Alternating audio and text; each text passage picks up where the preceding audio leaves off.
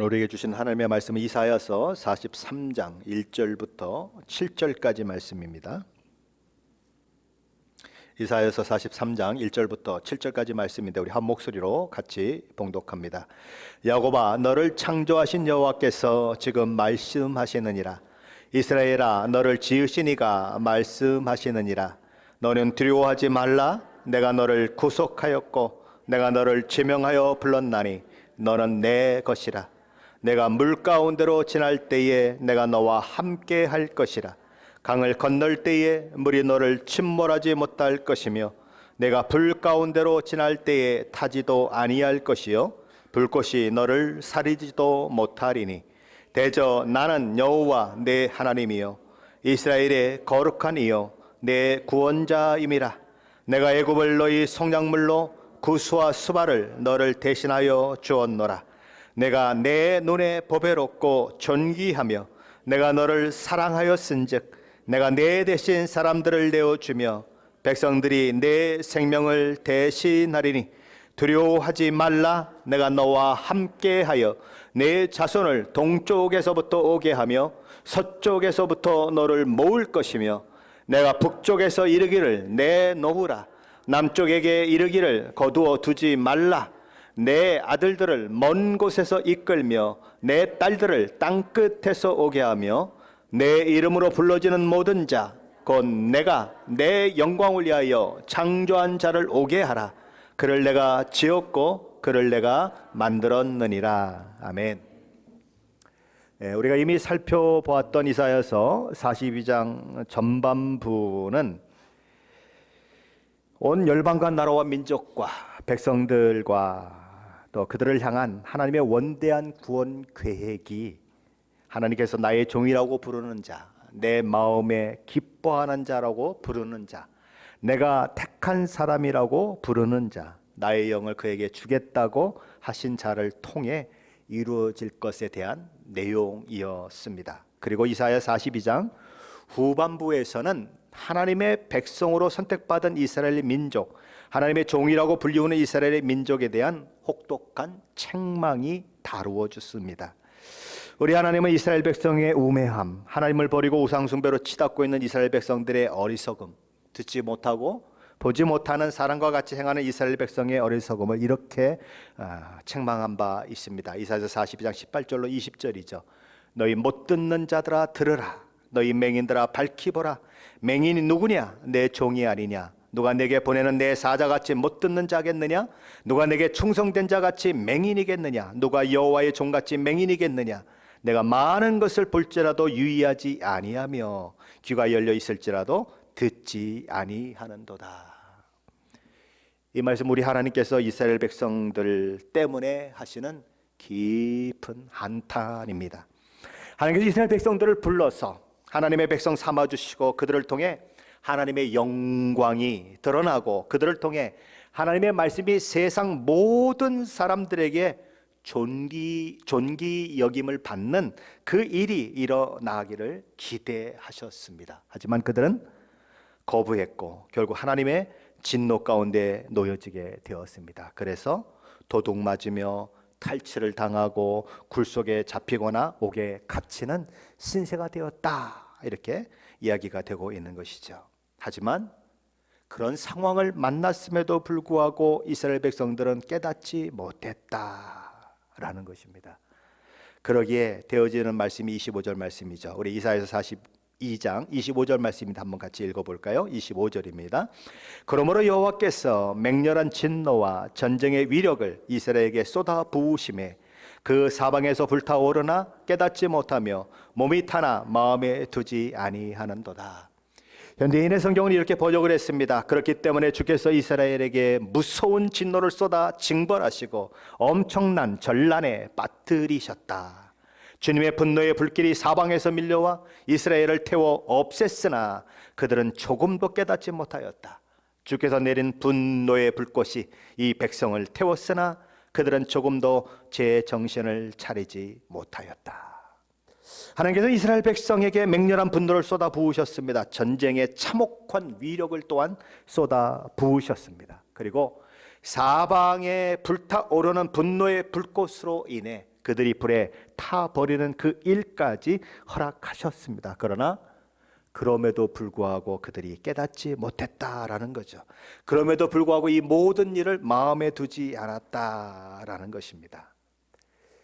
이 지경이 되었다면 이스라엘 백성들에게 소망이 있을까요? 없죠. 우리가 생각해도 그렇고, 지금 바벨론의 포로로 잡혀가 있는 이스라엘 백성 자신들이 생각해도 그렇고, 그런 그들을 하나님이 버리시는 것은 너무나 당연해 보이는 것입니다. 아니, 한 번 버리는 것이 아니라 100번 버려도 너무 당연한 것처럼 보이는 것입니다. 하지만 이스라엘 백성들의 실패, 이스라엘 백성들의 넘어짐, 이스라엘 백성들의 반역과 폐역에도 불구하고 그들을 향한 하나님의 사랑은 변함이 없다라고 선포되는 내용을 담고 있는 본문이 바로 오늘 이사야서 43장의 본문인 것입니다. 도대체 하나님은 이스라엘을 통해 무엇을 보셨길래 내 사랑은 여전히 너희에게 있다 그렇게 말씀하시는 것일까요? 이스라엘 백성이 획기적으로 달라졌기 때문일까요? 이스라엘 백성들이 정신을 차리고 믿음의 자리에 돌아와서 하나님이 사랑할 만한 조건과 자랑을 만들어냈기 때문일까요? 그렇지 않습니다. 그렇지 않다면 무슨 이유가 있길래 수많은 남자들과 노란한 창녀 같은 이스라엘을 그래도 내가 사랑한다라고 하나님께서는 선언하고 계시냐 하는 것입니다. 그 이유는 하나밖에 없어요. 하나님의 성품 때문인 것입니다. 이스라엘은 하나님을 버렸지만 하나님께서는 여전히 그런 이스라엘을 버리지 않겠다고 고집하고 계신 것이죠. 나는 내가 못났을 때에 너를 택한 여호와 하나님이고, 내가 못난 짓을 하고 그 못난 결과로 인하여서 망한 지금 이 시점에도 나는 너희의 하나님임을 포기한 적이 없다라고 하나님은 선언하고 계신 것입니다. 그 하나님이 오늘 1절에서 뭐라고 선포하고 계십니까? 우리 이사야서 43장 1절인데 다시 한번 읽어보겠습니다. 야곱아, 너를 창조하신 여호와께서 지금 말씀하시느니라. 이스라엘아, 너를 지으신 이가 말씀하시느니라. 너는 두려워하지 말라. 내가 너를 구속하였고 내가 너를 지명하여 불렀나니 너는 내 것이라. 첫째로 하나님께서는 내가 우주 만물을 창조하였듯이 야곱, 이스라엘을 창조한 자다라고 말씀하십니다. 둘째로 이스라엘은 내가 너를 지었다라고 말씀하십니다. 뭐 창조했다는 말이나 지었다라고 하는 말이나 그게 그건 것 같지만, 창조했다는 말보다 더 친근하게 다가오는 말이 이 지었다라고 하는 말입니다. 토기장이가 이제 이 뭘 돌리죠. 뭐 밑에 물레 같은 걸 막 돌리죠. 돌리면서 막 손으로 쫙 이렇게 빚잖아요. 그럼 이 손이 어떻게 돼야 되죠? 뭐 왼손과 오른손이 막 한쪽은 힘을 콱 줘버리고 한쪽은 힘을 덜 주면 어떻게 될까요? 이게 망가집니다. 그러니까 아주 이 힘 조절을 아주 적절하게 잘 하면서 정성을 다하여서 만들어내는 것이 뭐예요? 토기란 말이죠.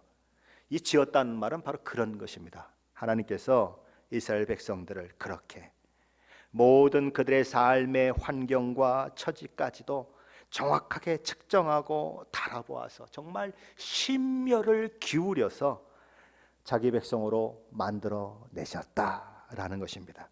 셋째로 하나님께서는 이스라엘 백성들을 내가 구속하였다라고 말씀하십니다. 여기 구속하였다라고 하는 말은 앞에 지었다고 하는 말보다 더 친밀함으로 나아가는 것입니다. 이건 뭐예요?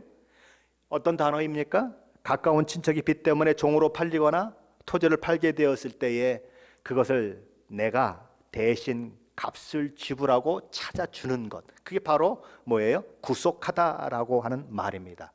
마치 나오미가 어려움을 겪었을 때, 그래서 룻과 함께 베들레헴으로 돌아왔을 때에 보아스라고 하는 사람이 그를 돌보고, 그래서 그의 모든 것들을 물러줘서, 그렇죠?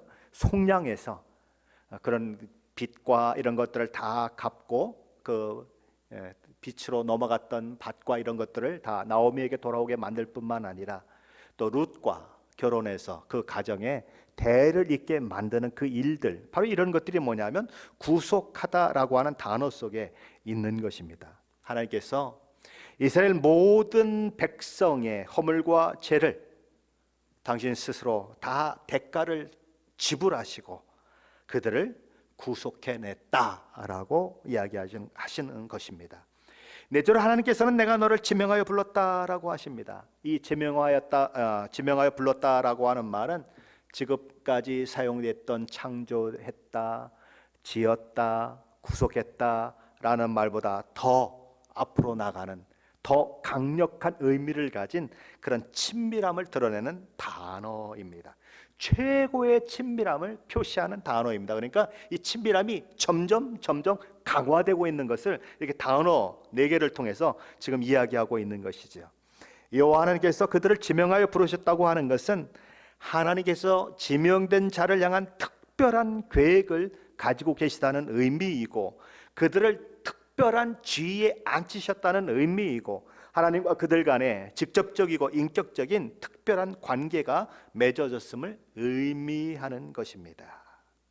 바로 이스라엘 백성들이 그랬다라는 것이죠. 복음은 어떤 것일까요? 복음에도 양면성이 있습니다. 복음에는 은혜의 측면이 있는 반면에 복음에도 진노의 측면이 있습니다. 그래서 어떤 이에게는 복음이 생명의 향기로, 어떤 이에게는 복음이 사망의 향기로 그렇게 맞게 되는 그런 일들이 있다고 성경은 얘기하고 있는 것이죠. 그것처럼 하나님의 언약에도 양면성이 있습니다. 여호와 하나님께서 당신의 백성 이스라엘 백성과 맺은 언약에도 은혜도가 있고 진노가 있습니다. 그래서 신명기 27장에 보면 뭐 떡반죽 끓이기 뭐 복을 받고 나가도 복을 받고 들어가도 복을 받고 하는데 그거는 요 앞에 부분 짧아요. 근데 뒤에 부분은 아주 긴 게 뭐죠? 저주에 대한 거예요. 근데 우리는 앞에 부분만 봐요. 아주 짧게 만든 앞에 부분만 보고 뒤에 부분은 나와 상관없는 것으로 생각하지만 언약에도 양면성이 있다라는 거죠. 언약의 내용을 원칙대로 이스라엘 백성들에게 적용한다면 이스라엘에게는 이 소망이 없는 것입니다.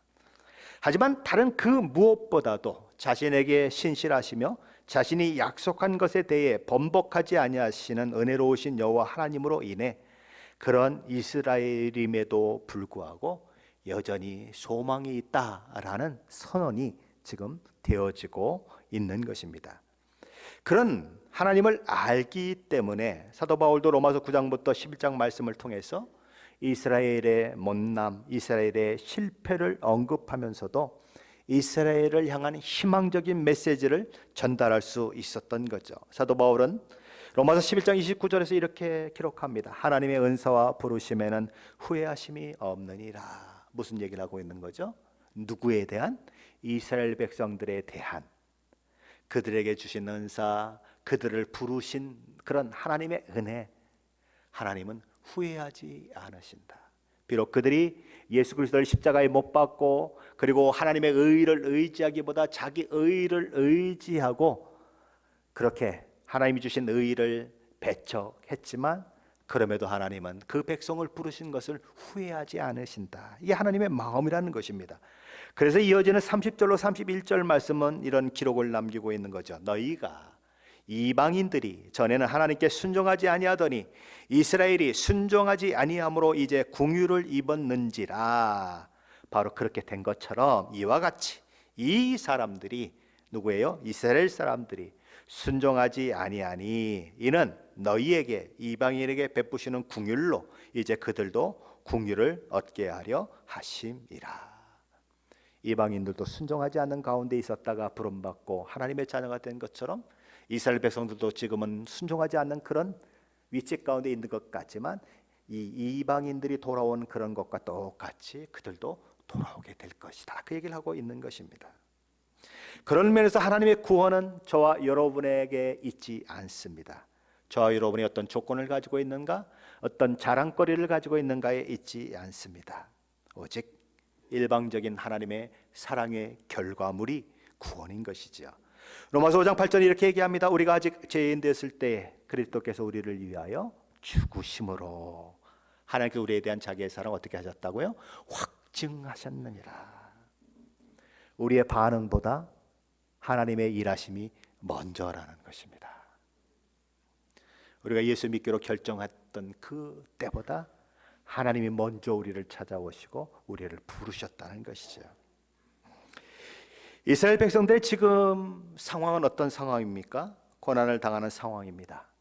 나라는 망하고 그리고 남의 나라로 포로로 잡혀가 있는 그런 상황입니다. 그런 상황을 만나면 무슨 생각을 하게 될까요? 우리가 하나님께 버림받았구나. 하나님은 그렇게 열심히 섬기지 않았더니 결국 이 꼴이 되고 말았구나. 그런 생각을 하게 되죠. 마치 저와 여러분이 고난을 당할 때 안 그런 분도 있으시지만 종종 하나님이 나를 버리신 것은 아닐까? 하나님 살아계시다는데 왜 내게 이런 어려움이 있지? 라는 그런 생각을 하는 것처럼, 우울한 생각이 드는 것처럼 이스라엘 백성들도 그런 마음이 드는 거죠.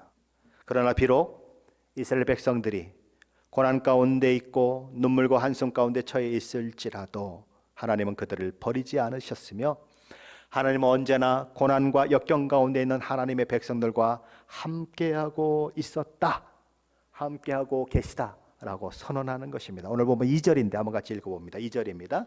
내가 물 가운데로 지날 때에 내가 함께할 것이라. 강을 건널 때에 물이 너를 침몰하지 못할 것이며 내가 불 가운데로 지날 때에 타지도 아니할 것이요 불꽃이 너를 사르지도 못하리니. 이 말씀이 선포되기 바로 앞에 바로 2절 전에 무슨 얘기를 했었죠? 이런 얘기를 했었습니다. 그렇기 때문에 주께서 이스라엘에게 무서운 진노를 쏟아 징벌하시고 엄청난 전란에 빠뜨리셨다. 주님의 분노의 불길이 사방에서 밀려와 이스라엘을 태워 없앴으니 그들은 조금도 깨닫지 못하였다. 주께서 내린 분노의 불꽃이 이 백성을 태웠으나 그들은 조금도 제 정신을 차리지 못하였다. 라는 말씀이 선포된 것이 바로 앞에 절이에요. 그런데 겨우 2절 딱 지나고 나서 하나님 뭘 선포하십니까? 이스라엘 백성을 향해 물이 너를 침몰하지 못할 것이며 불이 너를 사르지 못할 것이다 라고 선언하는 것입니다. 완전히 극적인 반전의 그 내용들이 선포되고 있는 것입니다. 여기 나타나는 물과 불은 시련과 시험, 환난과 어려움과 같은 모든 것을 총체적으로 표현하는 표현법입니다. 그 어떤 시험이 어떤 식으로 오든 여호와의 백성이 겪는 온갖 시련 속에는 여호와 하나님께서 임마누엘로 함께 하시기 때문에 물들이 그들을 익사시키지 못할 것이고 불들이 그를 태워 없애버릴 수 없다라고 선언하고 있는 것입니다. 바로 이런 하나님의 임재, 하나님의 임마누엘로 함께 하시는 그 은혜 때문에 의인은 7번 넘어져도 8번 일어나는 것이지요. 그리고 의인은 넘어지되 아주 넘어지지 않는 것입니다. 하나님이 함께 하신다고 하는 것이 얼마나 중요할까? 제자들이 예수님과 함께 배를 타고 이 갈릴리 호수를 건너 가게 되다가 광풍을 만나게 되지 않습니까? 그때 예수님은 고물에서 베개를 하고 주무시는 그런 상황이 있었죠. 갑자기 몰아친 광풍 때문에 파도가 치고 물은 막 그 배에 막 넘쳐나게 되면서 배가 가라앉을 그런 위험에 처해지니까 이 배에 타고 있는 제자들이 아주 분주하게 움직이는 것입니다. 막 물을 퍼내라고 정신없는 사람들이 있는 반면에 어떤 사람은 배가 그냥 위로 쫙 올라가면 그냥 앞에 있던 사람이 뒤로 따르르 굴러가는 사람의 별 사람이 다 있는 거죠. 아마 어떤 사람은 배멀미를 해가지고 토하는 사람도 있었을 것입니다. 완전히 우리는 죽었다 생각되는 상황. 근데 그 상황에서 이제 예수님을 찾게 되는데 예수님이 주무시고 계신 거예요. 와, 화날 만도 하죠. 우리는 죽겠다고 막 물을 퍼내고 있는데 예수님은 주무시고 계세요. 그래서 막 깨우는 거죠. 주님, 우리가 죽게 되었는데 우리를 돌아보지 않으십니까? 예수님 뭐라고 말씀하시죠? 이 믿음이 적은 자들아. 그러시면서 파도와 바람을 꾸짖으시니 파도와 바람이 잠잠해졌더라. 그렇게 나오는 것입니다. 왜 예수님은 믿음이 적은 자라고 말씀하셨을까요? 예수님의 그 배 안에 계시는 한 배는 가라앉을 수 없습니다. 예수님의 그 안에 계시는 한 배는 파손될 수 없습니다. 왜냐하면 그분이 성자 하나님이시기 때문이에요. 그렇다면 예수님을 해치지 못한다면, 그죠? 예수님을 어떻게 할 수가 없다면, 그럼 예수님과 함께 있는 제자들은 어떨까요? 당연히 예수님과 함께 운명을 같이 하는 그 배 안에 같이 타고 있기 때문에 바람과 파도가 예수님을 어찌할 수 없다면 당연히 제자들도 어찌할 수 없는 거예요. 그렇죠? 그 결론밖에 나오지 않잖아요. 그러면 어떻게 해야 합니까? 두려워할 게 아니죠. 지까지 쳐봐라. 예수님이 나와 함께 계시는데 야, 이 배가 가라앉겠느냐? 에이, 차라. 그렇죠? 예. 동남풍아 불어라. 그렇죠? 불어라. 괜찮다. 이래야 이게 믿음이 있는 거죠. 예수님이 거기 계신데도 우리가 죽게 되었다고 막 물퍼내다 보니까 땀방울에다가 막 파도에다가 그냥 온몸은 다 젖어 버리고 이리 뛰고 저리 뛰고 아무것도 해결하도 못하고, 그리고 마지막에 결국 이 믿음이 적은 자들아라고 하는 소리 듣고 뭘 강조하려고 이 말씀을 하게 되었습니까? 하나님이 나와 함께 하신다고 하는 것이 어떤 것이냐 하는 거예요. 그것이 그만큼 중요하다라는 것입니다. 그런데 하나님은 이스라엘 백성들이 물을 통과할 때에도, 불을 통과할 때도 내가 너와 함께 하고 있다라고 선언하고 있다는 거예요. 저와 여러분이 하나님이 안 보이는 것 같을 때에도 하나님 도대체 어디 계시기에 내가 이런 환난을 만납니까? 이런 어려움을 만납니까? 라고 그렇게 하나님 앞에 울면서 기도할 때에도 하나님은 함께 계신다. 무슨 얘기예요? 네가 이 사건으로 무너지지 않는다. 네가 이 사건으로 망하지 않는다. 왜? 내가 너와 함께하고 있기 때문이다 라고 말씀하고 있는 거예요. 하나님은 우리가 잘할 때에만 우리와 함께 하시는 분이 아니라 못난 짓을 해가지고 나라가 망하고 남의 나라로 그렇게 포로로 잡혀가 있는 그 사람들과도 함께하고 계신 분이다 라는 거예요.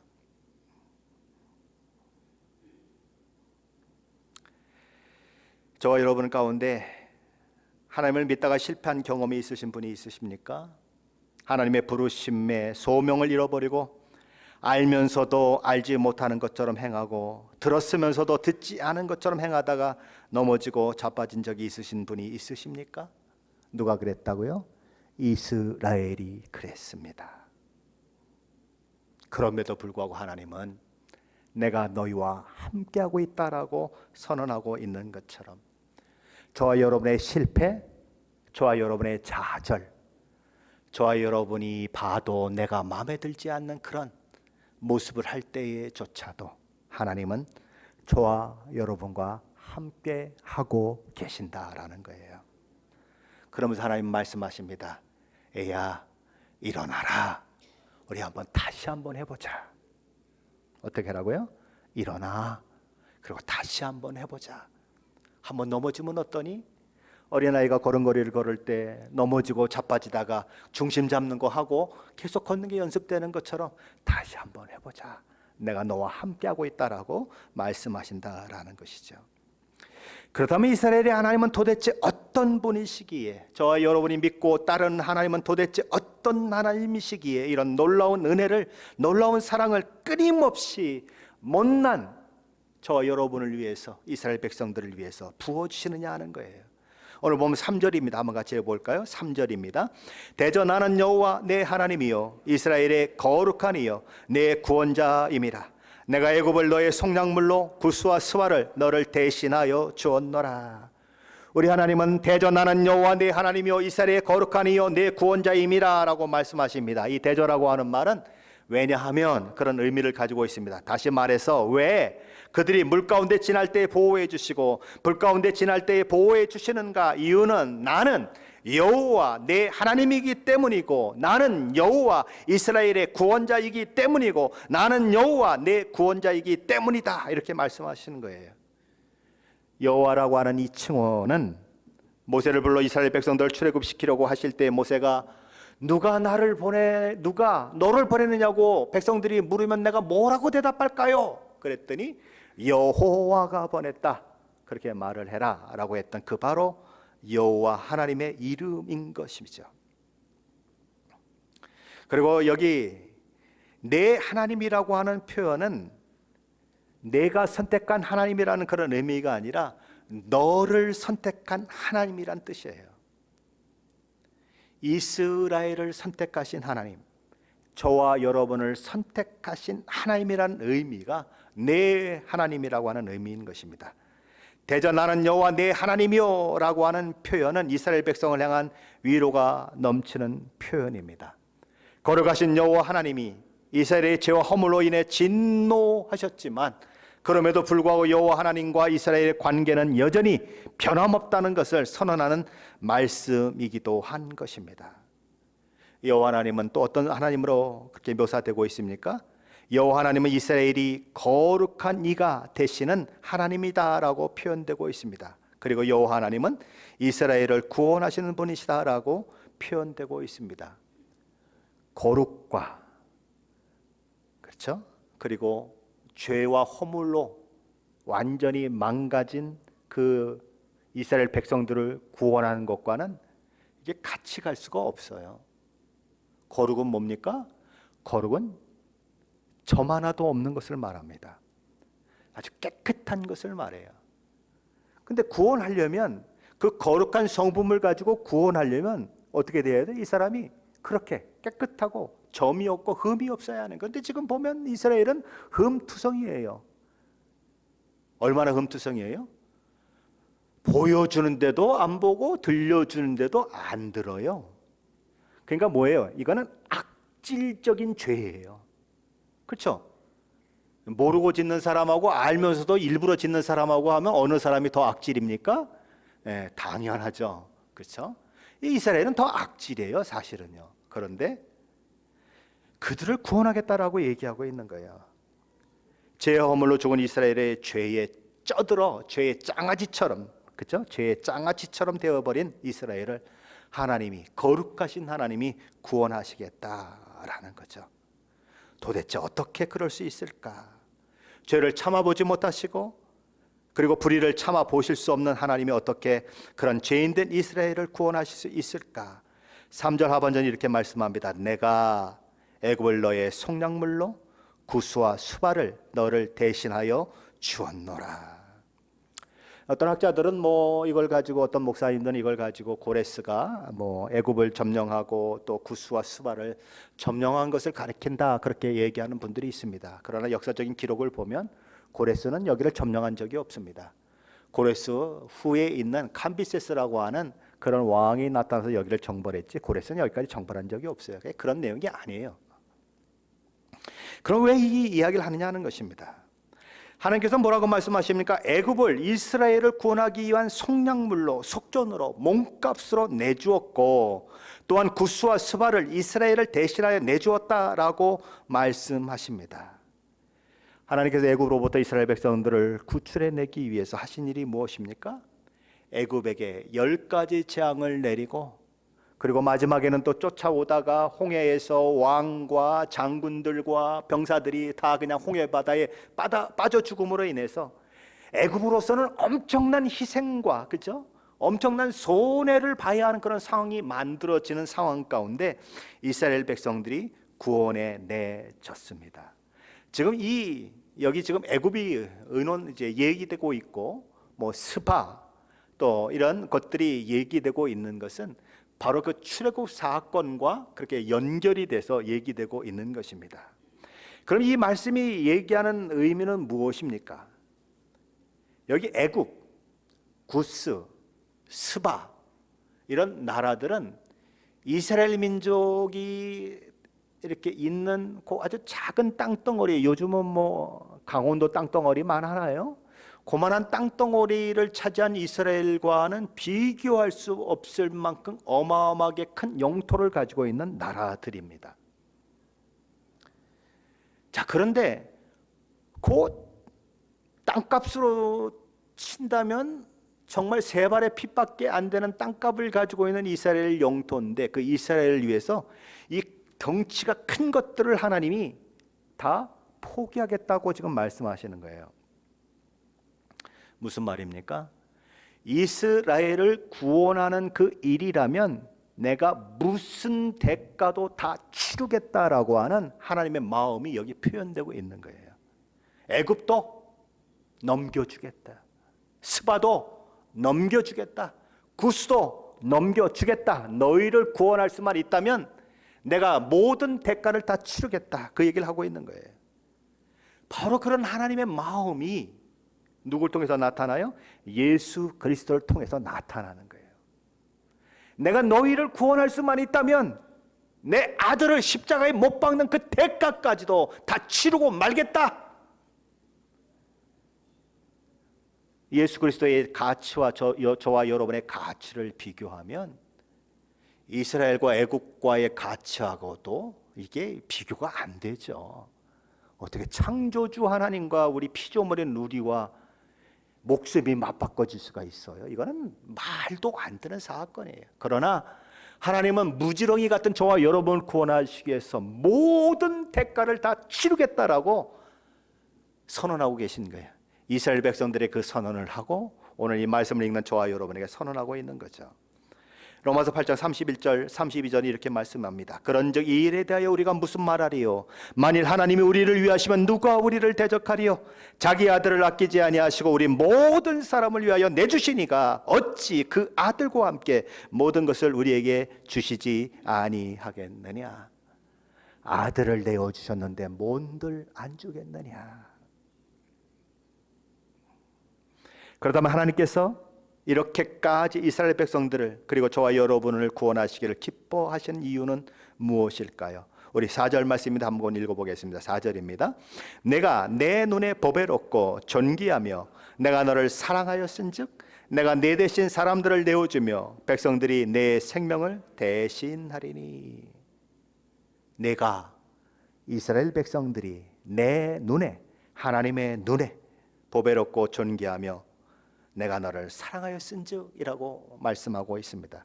여기 사용된 보배롭다, 존귀하다, 사랑하다라고 하는 동사의 시제는 모두 현재 완료형 시제입니다. 현재 완료형이 뭐죠?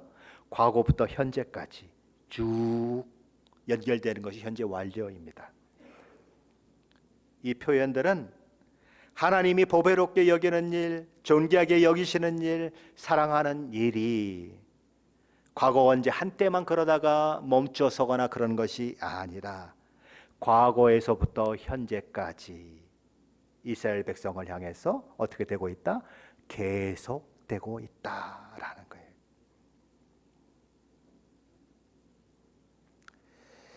때로 우리가 보기에도 이스라엘은 너무 한심해 보입니다. 혹시 성경을 읽다가 아이고, 얘네들 왜 이래? 이런 생각을 한번 해본 적 있으세요? 네, 그렇죠. 민수기, 신명기, 뭐 출애굽기 읽다 보면 도대체 얘네들 왜 이래? 뭐 여호수아, 사사기 가면 와 정말 진짜 이 얘들 도대체 왜 이러는 거야? 이런 생각하게 되잖아요.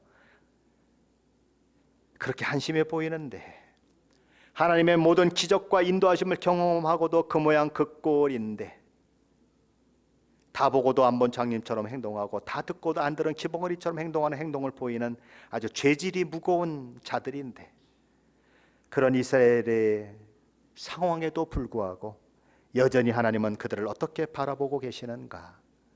과거나 현재나 그리고 현재가 되면 다시 또 미래까지 가겠죠? 미래나 어떤 모습으로 보이는가? 보배롭고 존귀하고 사랑스럽게 보인다라는 거죠. 눈에 콩깍지가 끼었다라는 말을 우리는 종종 했죠. 우리 하나님의 눈에 콩깍지가 끼지 않고는 절대로 할 수 없는 행동을 지금 하고 계신 것입니다. 우리 하나님이 사랑의 눈이 멀으셨어요. 뭐가 보배롭고 존귀하고 사랑스러워요.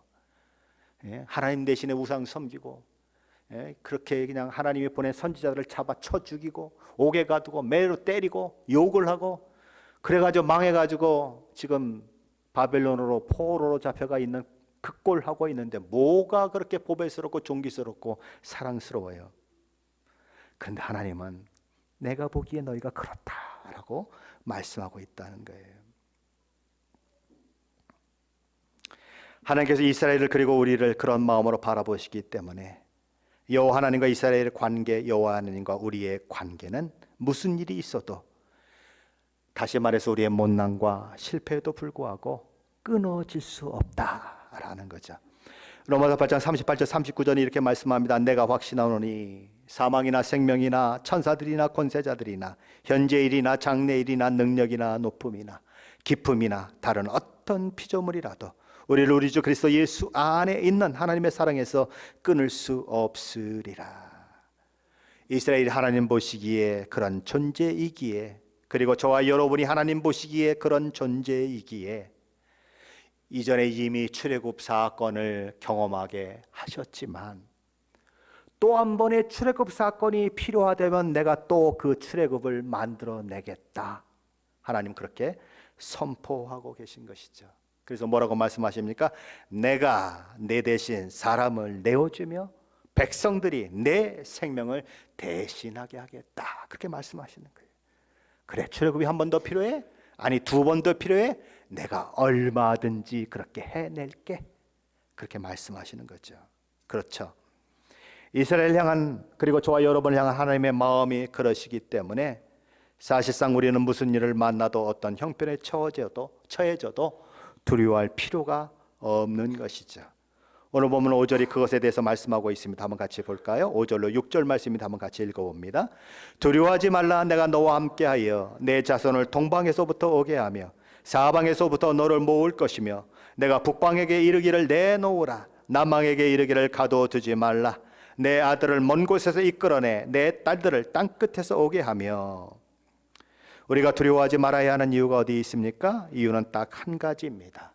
우리를 우리보다 더 사랑하시는 하나님, 전능하신 창조주 하나님이 바로 우리와 함께 하시기 때문입니다. 뭐라고 합니까? 두려워하지 말라. 내가 너와 함께 하여 라고 말씀하고 있는 것이죠. 하나님께서 우리와 함께 하시지 않는 상황, 그리고 처지는 없다라는 것입니다. 신명기 31장 6절은 이렇게 말씀합니다. 너희는 강하고 담대하라. 두려워하지 말라. 그들 앞에서 떨지 말라. 이는 내 하나님 여호와 그가 너와 함께 가시며 결코 너를 떠나지 아니하시며 버리지 아니하실 것임이라. 이 말씀 믿음으로 받으시기를 축원합니다. 그들이 죄악으로 말미암아 징계를 받고 하나님의 진노 가운데 세상 끝에 가 있을지라도 하나님은 그들을 회복시키셔서 불러내시겠다라고 선언하십니다. 그 자리가 자신의 잘못과 실수, 못난과 실패로 인한 자리라고 하더라도 하나님은 그곳에서부터 불러내시겠다라고 선언하는 것입니다. 그런데 동쪽이 언급되고 있고 서쪽이 언급되고 있고 북쪽이 언급되고 있고 남쪽이 언급되어 있습니다. 이스라엘 백성들만 말한다고 하면 북쪽만 언급되면 그만이에요. 왜요? 바벨론이 북쪽에 있기 때문에 그렇습니다. 그런데 지금 동쪽, 서쪽, 남쪽이 언급되면서 하고 있다고 하는 사실은 이스라엘 백성들만 돌아오게 하는 것이나 온 열방과 나라와 민족과 백성들을 돌아오게 하는 그 계획을 누가 가지고 계신가? 우리 하나님이 가지고 계시다라는 것이죠. 이스라엘 백성들이 죄로 인해서 망하고 남의 나라의 노예가 되어 있는 것처럼 온 인류가 죄로 인하여 망하고 죄의 노예가 되어 있는 그런 상황 가운데 있는 그 것들을 바라보시면서 하나님은 내 백성을 동쪽에서 서쪽에서 북쪽에서 남쪽에서 다 구출해 내겠다라고 선언하는 것이죠. 그리고 그 선언이 어떻게 이루어집니까? 우리 주 예수 그리스도를 이 땅에 보내심으로 이루어지는 것이죠. 모든 대가를 다 치루심으로 이루어지게 되는 것입니다. 왜 하나님은 그 일을 하실까요? 우리 7절입니다. 한번 같이 읽어볼까요? 7절입니다. 내 이름으로 불려지는 모든 자 곧 내가 내 영광을 위하여 창조한 자를 오게 하라. 그를 내가 지었고 그를 내가 만들었느니라. 하나님이 인류를 창조하신 첫 번째 목적은 그들을 하나님의 이름으로 불려지는 그 일들을 허락하시기 위해 그렇습니다. 하나님의 이름으로 불려진다는 것이 무엇일까요? 우씨 가정의 식구들이면 우씨로 불려집니다. 박씨 가정의 가정이면 박씨로 불려집니다. 하나님의 가정의 식구면 하나님의 이름으로 불려지는 것입니다. 인류를 창조하신 첫 번째 목적인 것이죠. 두 번째 목적이 무엇입니까? 하나님의 영광을 위해 창조했기 때문에 그런 것이죠. 왜 그들은 하나님의 이름으로 불려져야 합니까? 왜 그들은 하나님의 영광을 위해 살아야 합니까? 하나님께 그 목적을 가지시고 그들을 창조하셨고 지으셨고 만드셨기 때문입니다. 그분은 그 목적을 이루기 위해서 인류를 만들어 놓았는데 죄가 세상에 들어오고 인류가 망가지고 죄의 노예가 되고 사망에 그렇게 노예가 되어서 살아가는 그런 모습을 보이는 것이죠. 그래서 하나님은 그들을 해방해서 다시 처음 창조의 목적대로 돌려놓기를 원하시는 것이죠. 그래서 예수님이 이 땅에 오시는 것입니다. 우리의 허물과 죄로 죽은 그 현장에 하나님이 찾아 들어오시는 거예요. 그리고 십자가를 대신 지시고 죽으시고 우리를 구원하시고 우리를 하나님의 이름으로 불리우는 자, 하나님의 아들과 딸로 부리우는 자로 그렇게 만들어 주시는 것입니다. 그래서 우리로 하여금 하나님의 영광과 창조된 자의 목적대로 살게 하시는 것입니다. 실패의 자리도, 무능의 자리도, 넘어짐의 자리도, 너무 못나서 스스로 자학하게 만드는 자리도 하나님은 따라 들어오셔서 말씀하십니다. 뭐라고요? 내가 너와 함께 하고 있다. 그러니 자폭하지 말고 다시 한번 해보자. 나는 나를 포기해도 하나님은 나를 포기하지 않으십니다. 나의 못난과 실패가 나를 향한 하나님의 사랑을 끊어내지 못합니다. 그러니 어쩌라고요? 두려워하지 말고 하루하루를 그분이 나와 함께하고 계시다고 하는 사실을 인식하면서 살아내라 라는 것입니다. 그분이 망하지 않는 한 나는 망하지 않는다. 그분의 배가 뒤집히지 않는 한 내가 탄 배는 뒤집히지 않는다. 그분의 배가 물속으로 가라앉지 않는 한 내가 탄 배도 가라앉지 않는다. 왜냐? 그분이 나와 함께하고 계십니다. 그 믿음을 가지고 살아내면 적어도 제자들에게 했던 그 책망은 없을 거예요. 이 믿음이 적은 자들아라는 책망은 없을 것이에요. 그렇죠? 우리 하나님 우리와 함께 하신다고 하는 이 아름다운 오늘 본문의 소식을 가슴에 담고 내가 어떤 사람인가? 하나님이 나를 어떻게 생각하시는가? 너는 존귀하고 그렇죠? 귀하고 사랑스럽고 그런 자다라고 말씀하시는 그 하나님의 음성을 늘 생각하시며 모든 삶의 현장 속에서 일어나는 수많은 일들 속에서 믿음으로 살아내는 인내로 견디며 살아내는 저와 여러분 되시기를 예수 그리스도 이름으로 간절히 축원합니다.